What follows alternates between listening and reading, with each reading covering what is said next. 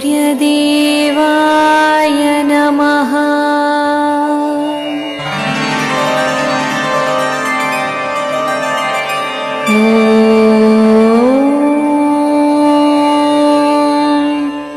सूर्यदेवाय नमः।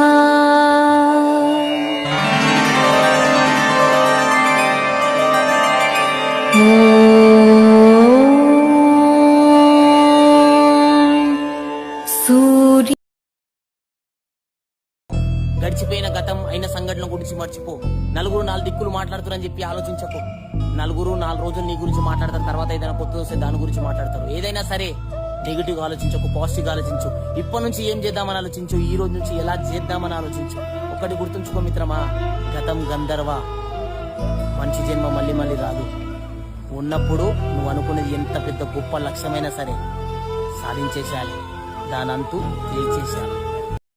ఆపద వచ్చినప్పుడు తట్టుకోవడానికి ఏది కావాలి అంటే ధైర్యం కావాలి. జీవితం అంతా ఎప్పుడు పువ్వుల పాన్ప అలా ఉండదు. దీన్ని దాటి ముందుకు వెళ్ళిపోతాను తప్ప ఇక్కడ నేను ఆగిపోని, ఇలా నా ప్రస్థానం ఆగకూడదు. అనుకున్నవాడెవడో వాడు శ్రీమాన్.